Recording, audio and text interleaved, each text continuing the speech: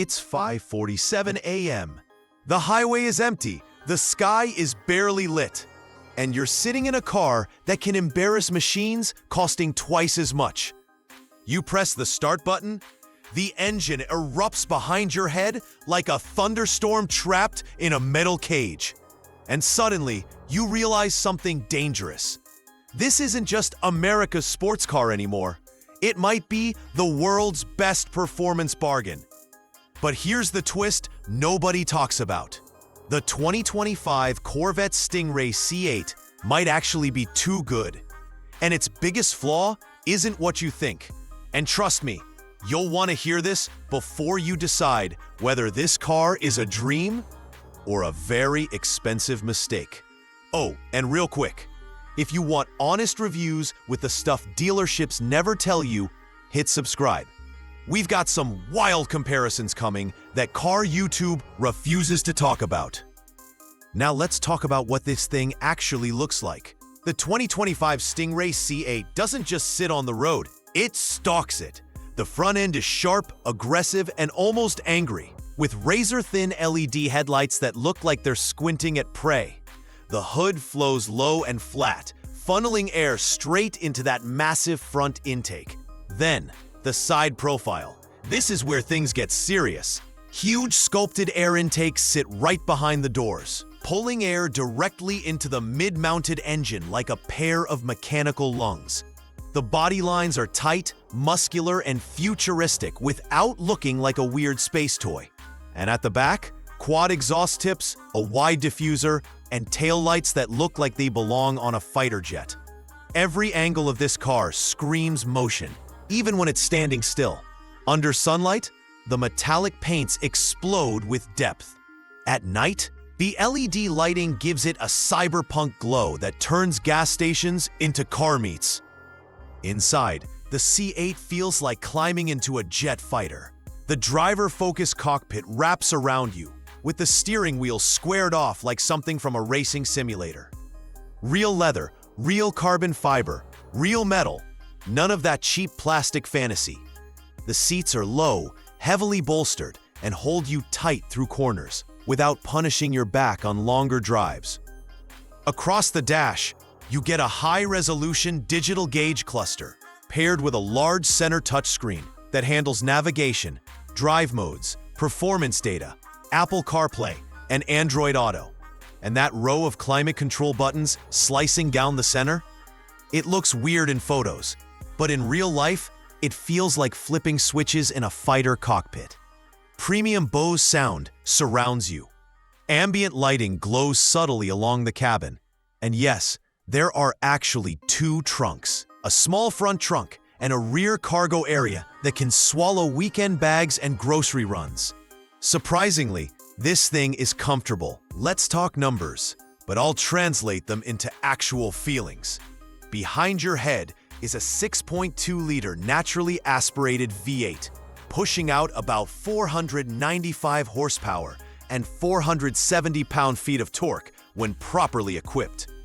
That power goes through an 8-speed dual-clutch automatic transmission, snapping shifts faster than your brain can process them. 0 to 60, just about 3 seconds flat.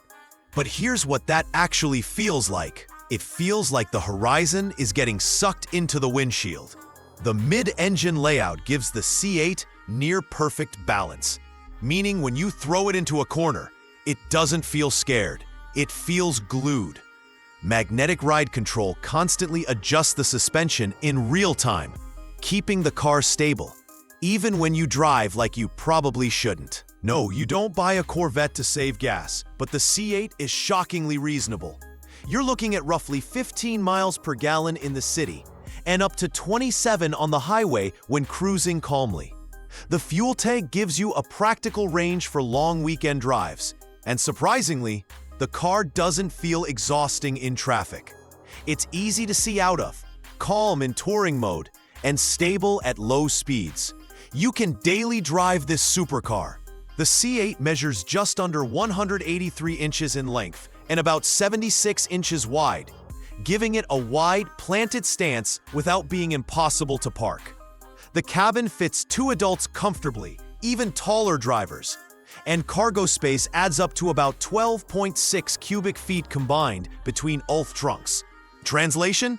You can take this to work. You can take this on a weekend road trip. You can actually live with it. Safety and warranty, peace of mind.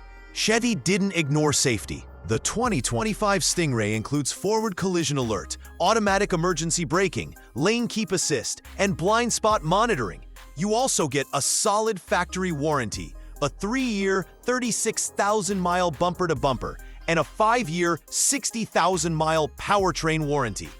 So while you're flying down back roads, the car's watching your back. Biggest drawback: the truth nobody likes to say now. Here's the part I teased at the beginning. Let's be honest, the C8 Stingray is almost too good, and that's the problem. The biggest flaw? It doesn't feel special anymore to some people.